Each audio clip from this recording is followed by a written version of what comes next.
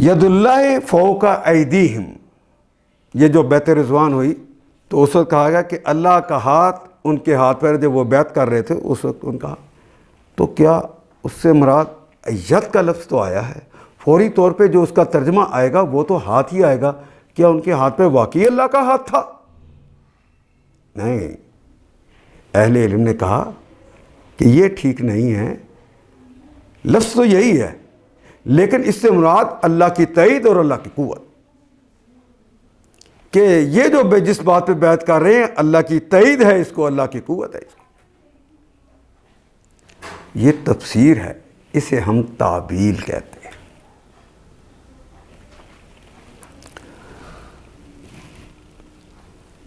اصول تفسیر کے جو ماخذ ہیں جو محمد رسول اللہ نے ہمیں دیے، اس کے بعد صحابہ اور تابعین سے ہوتے ہوئے ہمارے، تو پہلا ماخذ یہ ہے کہ قرآن حکیم خود اپنے کلمات کی وضاحت کر دیتا ہے۔ جہاں کوئی چیز غموض میں چلی جائے، جہاں کوئی چیز ظاہر نہ ہو رہی ہو، تو قرآن حکیم کے دوسری کہیں اور آیت موجود ہوگی جو اس کی وضاحت کر دے گی۔ مثال کے طور پہ ہم کچھ وضاحتیں لیتے ہیں۔ پہلی تو ہے القرآن یفسر بعض بعضا، قرآن حکیم کے بعض حصے بعض حصوں کی تفسیر کر دیتے ہیں۔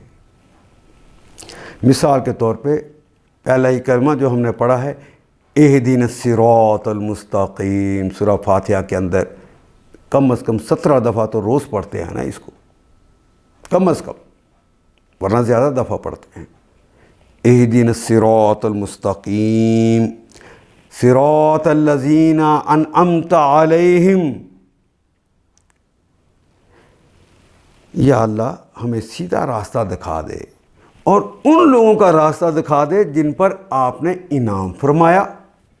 اچھا، کن پر انعام فرمایا ان کا تذکرہ ہی کوئی نہیں۔ لیکن اگر ہم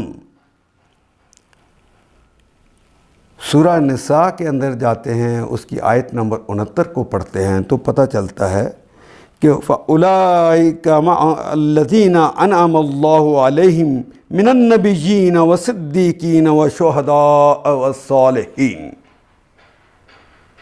تو وہ بتا دیا کہ وہ انعام یافتہ کون ہیں جن پر اللہ نے انعام کیا ہوا ہے، وہ انبیاء ہیں، وہ صدیقین ہیں، وہ شہداء ہیں، وہ صالحین ہیں۔